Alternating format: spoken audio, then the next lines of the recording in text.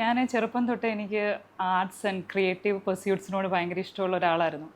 അപ്പം എനിക്ക് തോന്നുന്നു ഒരു ചെറിയ പ്രായത്തിലൊന്നും ഒരു ബിലീവബിലിറ്റി ഇല്ലായിരുന്നു, നമുക്കിത് ചെയ്യാൻ പറ്റും അങ്ങനെ ഒരു. അപ്പം സിനിമ നമ്മുടെ മനസ്സിൽ ആഗ്രഹം എല്ലാ മലയാളികൾക്കും ഉള്ള പോലെ ആഗ്രഹമുള്ള ഒരാളായിരുന്നു. അങ്ങനെ ഞാൻ പുറത്ത് ജോലിക്കായിട്ടൊക്കെ പോയി ഫാമിലിയായി സെറ്റിൽഡായി എല്ലാം കഴിഞ്ഞപ്പം എനിക്കും ടെക്നിക്കൽ സൈഡിനോട് ഒരു പേടിയുണ്ടായിരുന്നു ആദ്യം ചെയ്യുന്ന സമയത്ത്. അപ്പോൾ പിന്നെ ഞാൻ അവിടെ പഠിച്ചു, കോഴ്സസ് പഠിച്ചു.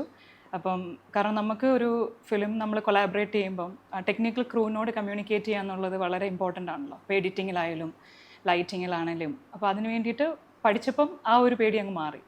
പിന്നെ എഴുതുമായിരുന്നു, കുഞ്ഞിലോട്ട് എഴുതുമായിരുന്നു. എൻ്റെ പപ്പ എഴുതും, അങ്ങനെ ഒരു സപ്പോർട്ടും ഒരു വാസനയൊക്കെ ദൈവം തന്നതായിരിക്കാം. അപ്പം അങ്ങനെ ഫിലിം സ്റ്റഡീസ് പഠിച്ചപ്പോൾ ആ ഒരു കോൺഫിഡൻസ് വന്നു. അങ്ങനെയാണ് എനിക്ക് പിന്നെ വിഷൻ ആയിട്ട് എനിക്ക് എപ്പോഴും അങ്ങനെ ഒരു ഡയറക്ടർ എന്ന് പറയുമ്പം നമ്മളൊരു സ്റ്റോറീനെ വിഷ്വലി നമ്മൾ വിഷൻ ചെയ്യുന്ന ഒരു എബിലിറ്റി ആണല്ലോ കൂടുതലായിട്ടും. പിന്നെ ഹോൾ പ്രോജക്റ്റ് മാനേജ് ചെയ്യുക, കൊളാബറേറ്റ് ചെയ്യുക എന്നുള്ള ഒരു കാര്യമാണല്ലോ.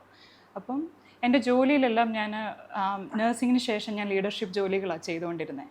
അപ്പോൾ അത് ആ ഒരു എക്സ്പീരിയൻസ് ബിസിനസ്സിനെ കുറിച്ചിട്ടുള്ള ബിസിനസ് മാനേജ്മെൻ്റ് ഒക്കെ ചെയ്തപ്പം അങ്ങനത്തെ കുറേ സ്കിൽസൊക്കെ നമുക്ക് ജോലിയുടെ ഭാഗമായിട്ട് ഏൺ ചെയ്യാൻ സാധിച്ചപ്പം ഒരു റൈറ്റ് ടൈം വന്നപ്പം കോഴ്സ് ചെയ്തിട്ട് എനിക്കിഷ്ടപ്പെട്ട ഒരു പാഷനേറ്റ് ആയിട്ടുള്ള ഒരു കാര്യം ചെയ്യാലോ എന്ന് വെച്ചാൽ അങ്ങനെയാണ് ചെയ്തത്. അതെ.